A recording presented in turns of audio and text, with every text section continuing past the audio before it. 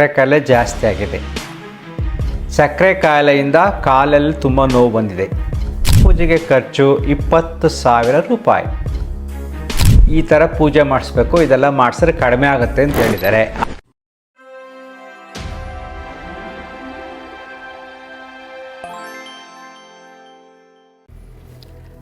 ನಮಸ್ಕಾರ ಸ್ನೇಹಿತರೆ, ನಮ್ಮ ಹ್ಯಾಪಿ ಲೈಫ್ ಯೂಟ್ಯೂಬ್ ಚಾನಲ್ನ ಅಭಿಮಾನಿಯೊಬ್ಬರು ಪ್ರಶ್ನೆ ಕೇಳಿದರು. ಆಕ್ಚುಲಿ ವಾಟ್ಸಪ್ಪಲ್ಲಿ ಡೀಟೇಲ್ಸ್ ಮೆಸೇಜ್ ಮಾಡಿದರು. ಅವ್ರ ತಾಯಿಗೆ ಸಕ್ಕರೆ ಕಾಯಿಲೆ ಜಾಸ್ತಿ ಆಗಿದೆ. ಸಕ್ಕರೆ ಕಾಯಿಲೆಯಿಂದ ಕಾಲಲ್ಲಿ ತುಂಬ ನೋವು ಬಂದಿದೆ. ಸಕ್ಕರೆ ಕಾಯಿಲೆ ಜಾಸ್ತಿ ಆದರೆ ಪಾದಗಳಲ್ಲಿ ಕಾಲಿನಲ್ಲಿ ನೋವು ಬರುತ್ತೆ, ನರಗಳ ಮೇಲೆ ಎಫೆಕ್ಟ್ ಆಗುತ್ತೆ. ಆಗ ಅವರು ಹೋಗಿ ಒಬ್ಬರು ಜ್ಯೋತಿಷ್ಯನ ಕೇಳಿದ್ದಾರೆ. ಆಗ ಅವರು ಈ ಥರ ಪೂಜೆ ಮಾಡಿಸ್ಬೇಕು, ಇದೆಲ್ಲ ಮಾಡಿಸಿದ್ರೆ ಕಡಿಮೆ ಆಗುತ್ತೆ ಅಂತ ಹೇಳಿದ್ದಾರೆ. ಆ ಪೂಜೆಗೆ ಖರ್ಚು 20,000 ರೂಪಾಯಿ. ಆ ಹುಡುಗ ಪಾಪ ಸಿನ್ಸಿಯರೇ ಕ್ವಶನ್ ಕೇಳಿದ್ದ. ಗುರುಗಳೇ, ನನಗೆ ಈ ಥರ ಮಾಡ್ತಾ ಇದ್ದಾರೆ, 20,000, ನಾವು ಮಧ್ಯಮ ವರ್ಗದವರು, ದುಡ್ಡಿಲ್ಲ ನಮ್ಮ ಹತ್ರ, ಕಷ್ಟ. ಇದು ಸತ್ಯನಾ? ಪೂಜೆ ಮಾಡಿಸಿದ್ರೆ ಅದೆಲ್ಲ ವಾಸಿ ಆಗುತ್ತಾ? ಏನೇನೋ ದೋಷಗಳಿದೆ, ಅದರಿಂದ ಈ ರೀತಿ ಆಗಿದೆ ಅಂತ ಹೇಳ್ತಾ ಇದ್ದಾರೆ. ನಮ್ಮ ಅಮ್ಮ ನಂಬ್ಕೊಂಡ್ಬಿಟ್ಟಿದ್ದಾರೆ. ನಾನು ನಿಮ್ಮ ವಿಡಿಯೋಗಳೆಲ್ಲ ನೋಡ್ತಾ ಇದ್ದೀನಿ, ನಾನು ಯೋಚನೆ ಮಾಡಿ ಅದೆಲ್ಲ ಹೇಳಿದೆ, ಇದೇ ಬೇರೆ ಅದೇ ಬೇರೆ, ಕಾಯಿಲೆಗಳೇ ಬೇರೆ ಅಂತೆಲ್ಲ ಎಕ್ಸ್ಪ್ಲೇನ್ ಮಾಡಿ ಅವ್ರಿಗೆ ಅರ್ಥ ಆಗ್ತಾ ಇಲ್ಲ. ನನ್ನ ಕಡೆ ಗಮನ ಹರಿಸ್ತಾ ಇಲ್ಲ. ಇವನು ಸ್ವಾರ್ಥಿ ಆಗ್ತಾ ಇದ್ದಾನೆ ಅನ್ನತಕ್ಕಂಥ ಮನೋಭಾವ ಅವರಲ್ಲಿ ಬೆಳೀತಾ ಇದೆ ಅಂದ್ಬಿಟ್ಟು ಪಾಪ ಅವ್ರು ವಾಟ್ಸಪ್ಪಲ್ಲಿ ಡೀಟೇಲ್ಸ್ ಕಳಿಸಿದರು. ಆ ಪೂಜೆ ಸಾಮಾನುಗಳೇನು, ಎಷ್ಟು ರೂಪಾಯಿ ಆಗುತ್ತೆ, ಏನು ಎಲ್ಲ ಕಳಿಸಿದರು. ಪಾಪ ಭಯ ಆಗಿದೆ, ಸ್ಕ್ರೀನ್ಶಾಟ್ ಹಾಕ್ತಾರೆ ಅಂದ್ಬಿಟ್ಟು ಡಿಲೀಟ್ ಮಾಡಿದ್ದಾರೆ. ಓಕೆ, ಪರವಾಗಿಲ್ಲ. ನೋಡಿ ಎಷ್ಟೊಂದು ಭಯ ಇದೆ. ನಾನು ಯೂಟ್ಯೂಬ್ನಲ್ಲಿ ಅದನ್ನೇನಾರು ಆ ಸ್ಕ್ರೀನ್ಶಾಟ್ ಹಾಕಿದ್ರೆ ಅವಮಾನ ಆದಂಗೆ ಆಗುತ್ತೆ, ನಮ್ಮ ಅಮ್ಮಂಗೆ ತುಂಬ ನೋವಾಗುತ್ತೆ, ಅಕಸ್ಮಾತ್ ಆ ವಿಡಿಯೋ ನೋಡಿದ್ರೆ ಅನ್ನತಕ್ಕಂಥ ಭಯದಿಂದ ಡಿಲೀಟ್ ಮಾಡಿಬಿಟ್ಟಿದ್ದಾರೆ.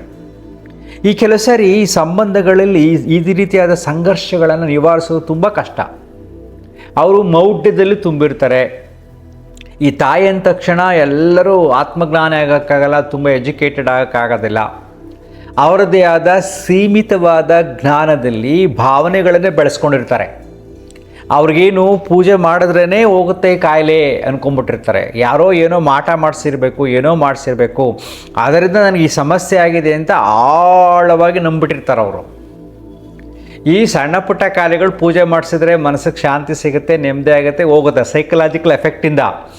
ಬಟ್ ಸಕ್ಕರೆ ಕಾಯಿಲೆ ಅಷ್ಟು ಸುಲಭವಾಗಿ ಹೋಗಲ್ಲ.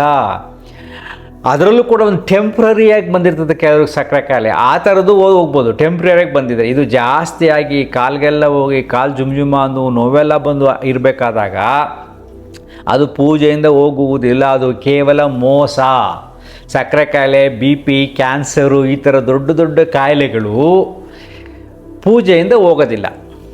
ಒಂದು ಸರಿ ಒಬ್ರು ಯಾರೋ ನನ್ನ ಜೊತೆಲಿ ಮಾತಾಡ್ತಾ ಹೇಳ್ತಾ ಇದ್ರು, ಬನ್ನಂಜೆ ಗೋವಿಂದಾಚಾರ್ಯರು ಹೇಳಿದ್ದಾರೆ, ಲಲಿತಾ ಸಹಸ್ರನಾಮ, ವಿಷ್ಣು ಸಹಸ್ರನಾಮ ಪಠನೆ ಮಾಡುವುದರಿಂದ ಕ್ಯಾನ್ಸರ್ ಕೂಡ ವಾಸಿ ಆಗುತ್ತೆ ಅಂತ. ಅವರು ನನ್ನ ಜೊತೆ ಫೋನಲ್ಲಿ ಮಾತಾಡಬೇಕಾದ್ರೆ ಹೇಳಿದ್ರು. ಆ ರೀತಿ ಕ್ಯಾನ್ಸರ್ ವಾಸಿ ಆಗೋಂಗಿದ್ರೆ ಕಿದ್ವಾಯಿಗೆ ಹೋಗ್ರಿ. ಕಿದ್ವಾಯಿ ಆಸ್ಪತ್ರೆ ನಾನು ನೋಡಿದ್ದೀನಿ. ಏನು ಜನ ದೊಡ್ಡ ಕ್ಯೂ ಇರುತ್ತೆ, ಔಷಧಿಗಳು ತೊಗೊಳಕ್ಕೆ ದೊಡ್ಡ ಕ್ಯೂ ಇರುತ್ತೆ. ತುಂಬ ಗಿಜಿ ಅಂತಿರ್ತಾರೆ. ಬಡವರು ಇರ್ತಾರೆ, ಶ್ರೀಮಂತರು ಇರ್ತಾರೆ. ಶ್ರೀಮಂತರು ಕೆಲವರು ಪ್ರೈವೇಟ್ ಆಸ್ಪತ್ರೆಗಳಿಗೆ ಹೋಗ್ತಾರೆ. ಆ ಆಸ್ಪತ್ರೆ ತುಂಬಿರುತ್ತೆ.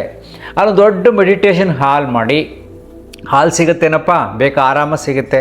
ಈ ಗೋವಿಂದಾಚಾರ್ಯರು ಟ್ರೈನ್ ಅಪ್ ಮಾಡಿ ಅಲ್ಲಿ ಹೋಗಿ ಜನಗಳೆಲ್ಲ ಬ್ಯಾಚ್ ಬೈ ಬ್ಯಾಚ್, ಬೆಳಗ್ಗೆ ಒಂದು ಬ್ಯಾಚು, ಮಧ್ಯಾಹ್ನ ಒಂದು ಬ್ಯಾಚ್, ಸಂಜೆ ಒಂದು ಬ್ಯಾಚು, ಲಲಿತಾ ಸಹಸ್ರನಾಮ, ವಿಷ್ಣು ಸಹಸ್ರನಾಮನ ಹೇಳ್ಕೊಟ್ಟು ಕ್ಯಾನ್ಸರ್ ಕಾಯಿಲೆ ಹೋಗಿಸಿದ್ರೆ ಎಷ್ಟು ಪಾಪ್ಯುಲರ್ ಆಗುತ್ತೆ ನಮ್ಮ ಹಿಂದೂ ಧರ್ಮ ಅಥವಾ ಈ ಥರ ಮಂತ್ರಗಳು.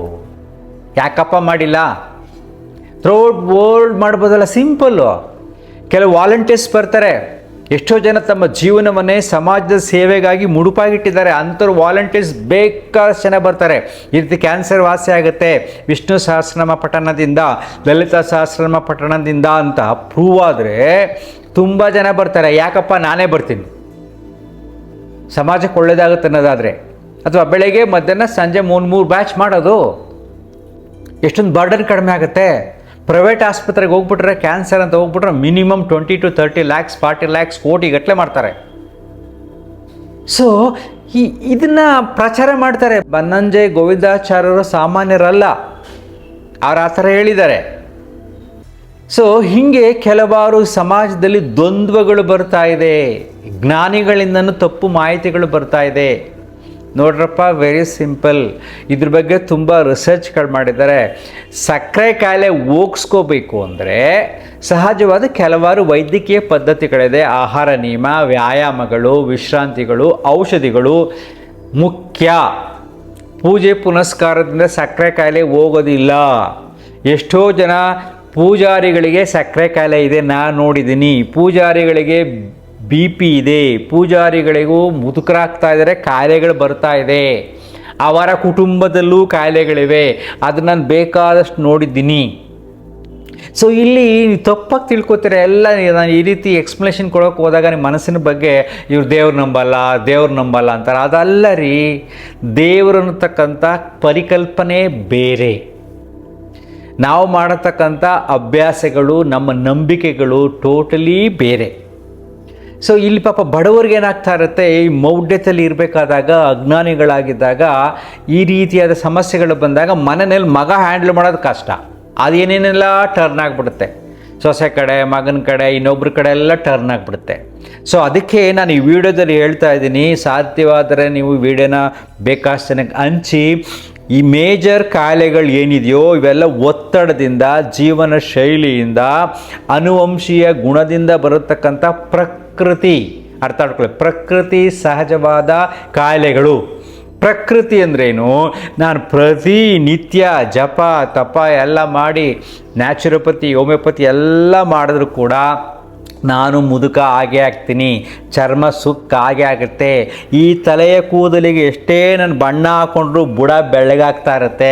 15 ದಿನಕ್ಕೊಂದ್ಸರಿ, ವಾರಕ್ಕೊಂದ್ಸರಿ ಬಣ್ಣ ಹಾಕಲೇಬೇಕು. ಅರ್ಥ ಆಗ್ತಿದೆಯಾ? ಬುಡ ಮಾತ್ರ ಬೆಳ್ಳಗೆ ಇರುತ್ತೆ. ಮಂತ್ರ ಜಪದಿಂದ, ಪೂಜೆ ಪುನಸ್ಕಾರದಿಂದ ಈ ದೇಹದಲ್ಲಿ ಯೌವನವನ್ನು ಕಾಪಾಡೋಕ್ಕಾಗೋದಿಲ್ಲ. ಅರ್ಥ ಆಗ್ತಿದೆಯಾ? ಎಷ್ಟು ಸೊಗಸಾಗಿದೆ ಅಂದರೆ, ಕಿವುಡುತನ ಓದೀತೆ ಕರ್ಣಕುಂಡಲದಿಂದ, DV ಜಿ ಸೊಗಸಾಗಿ ಹೇಳಿದೆ ನೋಡಿ. ಕಿವುಡುತನ ಓದೀತೆ ಕರ್ಣಕುಂಡಲದಿಂದ, ಈ ಕಿವಿಗೆ ವಜ್ರದ ಹೋಲೆ ಏನು ಹಾಕೊಂಬಿಟ್ರೆ ಹೋಗ್ಬಿಡುತ್ತಾ? ತೊಗಲು ಜಬ್ಬಲು ಬೀಳದೆ ಮೃಷ್ಟಾನ್ನದಿಂದ, ಮೃಷ್ಟಾನ್ನ ವಿಧ ವಿಧವಾದ ಆಹಾರವನ್ನು ಸೇವಿಸು, ಆದರೂ ನೀನು ಮುದುಕ ಆಗ್ತೀಯಾ. ತೊಗಲು ಜಬ್ಬಲು ಬೀಳದೆ ಮೃಷ್ಟಾನ್ನದಿಂದ. ಜವರಾಯ ಸಮವರ್ತಿ ಮಂಕುತಿಮ್ಮ, ಈ ಜವರಾಯ ಸಾವು ಎಲ್ಲರಿಗೂ ಸಮವಾಗಿ ಅಂತ ಹೇಳಿದ್ದಾರೆ ನೋಡಿ. ಎಷ್ಟು ಸಿಂಪಲ್ ಆಗಿದೆ ಅದು. ಹಾಗೆ ನೀನು ಏನನ್ನಾರ ಸಾಧನೆ ಮಾಡು, ಯಾವುದಾರ ಮಾಡು, ಬೆಳಗ್ಗೆ ನ್ಯಾಚುರೋಪತಿ ಹೋಗು, ಆಯುರ್ವೇದ ಫಾಲೋ ಮಾಡು, ರಾತ್ರಿ ಪೂರ್ತಿ ಧ್ಯಾನ ಮಾಡು, ಮುದುಕ ಆಗೇ ಆಗ್ತೀಯಾ. ಮಹಾನ್ ಸ್ಪಿರಿಚುವಲ್ ಮಾಸ್ಟರ್ಗಳನ್ನು ನೋಡಿ, ಅವರೆಲ್ಲ ಮುದುಕ ಆಗ್ತಾ ಇದ್ದಾರೆ, ಕೂದಲೆಲ್ಲ ಬೆಳ್ಳಗಾಗ್ತಾ ಇದೆ, ಚರ್ಮ ಸುಕ್ಕಾಗ್ತಾ ಇದೆ, ಅವರು ಕನ್ನಡಕ ಹಾಕ್ಕೊತಾರೆ, ಎಲ್ಲ ಆಗ್ತಾ ಇದೆ. ಆ ಥರ ಆಗಿದ್ದು ಮಾಡ್ಬೋದಾಗಿತ್ತಲ್ವಾ? ಸೊ ಪಾಪ ಅವ್ರು ಸಕ್ಕರೆ ಕಾಯಿಲೆ ಬಂದು ಪೂಜೆ ಮಾಡಿಸಿದ್ರು ಹೋಗುತ್ತೆ ಅಂತಿದ್ದಾರಲ್ಲ, ಅವ್ರಿಗೆ ಹೇಳಿ. ಪ್ರಸಿದ್ಧವಾದ ಮಹಾನ್ ಗುರುಗಳಿಗೂ ಕೂಡ, ಈಗ ಫಾರ್ ಎಕ್ಸಾಂಪಲ್ ಹೇಳಬೇಕು ಅಂದರೆ ಜಗ್ಗಿ ವಾಸುದೇವನ್ ಸದ್ಗುರುಗಳು, ಅವ್ರಿಗೆ ಮೊನ್ನೆ ರೀಸೆಂಟಾಗಿ ಕಾಯಿಲೆ ಬಂದಿರಲ್ವಾ, ಬ್ರೈನಲ್ಲೇ ಸಮಸ್ಯೆ ಆಗಿತ್ತು. ಎಂಥ ಮಹಾನ್ ಭಕ್ತರು ಅವರು, ಶಿವಭಕ್ತರು, ಅವ್ರು ಫಾಲೋ ಮಾಡ್ತಕ್ಕಂಥವ್ರು ಸಾವಿರಾರು ಜನ, ಲಕ್ಷಾಂತರ ಜನ ಇದ್ದಾರೆ ಅಲ್ವಾ. ಅವ್ರೇನೇನೆಲ್ಲ ಮೆಡಿಸಿನ್ಸ್ ಎಲ್ಲ ತೊಗೋತಾಯಿದ್ರು, ನೀವು ಅಬ್ಸರ್ವ್ ಮಾಡಿ ನೋಡಿ, ಕೆಲವು ವೀಡಿಯೋಗಳೆಲ್ಲ ನೋಡಿ. ಅದೇ ಅರಿಶಿಣದ ಉಂಡೆ ಅಂತೆ, ಇನ್ನೊಂದು ಯಾವುದೋ ಉಂಡೆ ಅಂತೆ, ಅದನ್ನೆಲ್ಲ ತಿಂತಾಯಿದ್ರು, ಅಲ್ಲೇ ಬೆಳ್ಕೊಂಡು ಇನ್ನೇನೆಲ್ಲ ತಿಂತಾಯಿದ್ರು, ಅದೆಲ್ಲ ಹೇಳ್ತಾ ಇದ್ದಾರೆ. ಅಷ್ಟೆಲ್ಲ ಮಾಡಿ, ಅಷ್ಟೆಲ್ಲ ಧ್ಯಾನ ಮಾಡಿ, ಇನ್ನರ್ ಎಂಜಿನಿಯರಿಂಗ್ ಮಾಡಿ, ಕೊನೆಗೇನಾಯಿತು, ಬ್ರೈನಲ್ಲಿ ಆ್ಯಮ್ರೇಜ್ ಆಯಿತು. ಆಸ್ಪತ್ರೆಗೆ ಹೋಗ್ಲಿಲ್ವಾ, ಅವರು ಮುದುಕರಾಗ್ತಾ ಇದ್ದಾರೆ. ಉದಾಹರಣೆ, ಪಾಪ ನಾನು ಅವ್ರು ಕಂಡೇ ಮಾಡ್ತಿಲ್ಲ, ನಿಮ್ಗೆ ಉದಾಹರಣೆ ಕೊಡ್ತಾ ಇದ್ದೀನಿ. ಇವೆಲ್ಲ ಸುಳ್ಳುಗಳು. ಪ್ರಕೃತಿ ಸಹಜವಾಗಿ ದೇಹವನ್ನು ಯಾರೂ ಕಂಟ್ರೋಲ್ ಮಾಡೋಕ್ಕಾಗಲ್ಲ. ಅದನ್ನು ಸ್ವಲ್ಪ ಮೇಂಟೈನ್ ಮಾಡ್ಕೊಂಡು ಹೋಗ್ಬೋದು ಅಷ್ಟೇ. ಸರಿಯಾದ ವ್ಯಾಯಾಮ, ಸರಿಯಾದ ಆಹಾರ, ಸರಿಯಾದ ವಿಶ್ರಾಂತಿ, ನಿಮ್ಮ ಮನಸ್ಥಿತಿ, ಎಲ್ಲರ ಜೊತೆ ನಗನಗ್ತಾ ಖುಷಿಯಾಗಿರೋದನ್ನ ಕಲ್ತ್ಕೊಳ್ಳಿ. ಆರೋಗ್ಯದ ಮೇಲೆ ನಮಗೆ ಹಿಡಿತ ಬರುತ್ತೆ. ಸಂಪೂರ್ಣವಾಗಿ ವಾಸಿ ಮಾಡೋಕ್ಕಾಗಲ್ಲ. There is no question of cure. ವಾಸಿ ಮಾಡತಕ್ಕಂಥ ಯಾವುದೇ ವಿಧಾನಗಳಿಲ್ಲ. ಒಂದು ಕಾಯಿಲೆ ವಾಸಿ ಆಗುತ್ತೆ, ಸ್ವಲ್ಪ ದಿನ ಪುನಃ ಬರುತ್ತೆ. ಏನೇ ಮಾಡಿದ್ರು ಖಂಡಿತ ನಾವು ಮುದುಕಿ ಆಗೇ ಆಗ್ತಾ ಇರ್ತೀವಿ. ವಾಸ್ತವ ಸ್ಥಿತಿಯನ್ನು ಅರ್ಥ ಮಾಡ್ಕೊಳ್ಳಿ. ಮನಸ್ಸನ್ನು ಚೆನ್ನಾಗಿಟ್ಕೊಳ್ಳಿ. ಪೂಜೆ ಪುನಸ್ಕಾರದಿಂದ ಕಾಯಿಲೆಗಳನ್ನು ವಾಸಿ ಮಾಡುವುದು ಸುಳ್ಳು, ಅದೊಂದು ಮೌಢ್ಯ. ಪೂಜೆ ಮಾಡುವುದರಿಂದ ಮನಸ್ಸು ಶಾಂತವಾಗುತ್ತೆ. ನಿಮ್ಮ ಮನೆಯಲ್ಲಿ ಮಾಡ್ಕೊಳ್ಳಿ, ನಿಮ್ಗೇನು ಗೊತ್ತಿದೆಯೋ ಮಾಡ್ಕೊಳ್ಳಿ. ದುಡ್ಡು ಕೊಟ್ಟು ಮಾಡ್ಸೋಕ್ಕೆ ಹೋಗಬೇಡಿ. ಯಾವುದಾರ ಜನಕ್ಕೆ ಒಳ್ಳೇದು ಮಾಡಬೇಕು, ಅದನ್ನು ಊಟ ಬಡಿಸ್ಬೇಕು ಅನ್ನೋದು ಯಾವುದೋ ಪೂಜೆ ಇಷ್ಟವಾದ ಮಾಡ್ಕೊಳ್ಳಿ. ಹಣ ಇದ್ದರೆ, ಇಲ್ಲದೆ ಸಾಲ ಸೋಲ ಮಾಡಿ ದಯವಿಟ್ಟು ಪೂಜೆಗಳು ಮಾಡೋಕ್ಕೆ ಹೋಗಬೇಡಿ. ಭಗವಂತನಿಗೆ ಬೇಕಾಗಿಲ್ಲ. ಅವನು ಈ ಸೃಷ್ಟಿ ರಹಸ್ಯದಲ್ಲಿ ಅರ್ಥವಾಗದ ಅದ್ಭುತ ಶಕ್ತಿ. ಅದೇನಾಗಬೇಕೋ ಹಾಕ್ಕೊಂಡು ಹೋಗ್ತಾ ಇರುತ್ತೆ. ಸೊ ನೆನ್ಪಿಟ್ಕೊಳ್ಳಿ, ಬರೋದೆಲ್ಲ ಬರಲಿ, ಹೋಗೋದೆಲ್ಲ ಹೋಗಲಿ. ಅಂತರ್ಮುಖಿ ಸದಾ ಸುಖಿ. Thank you.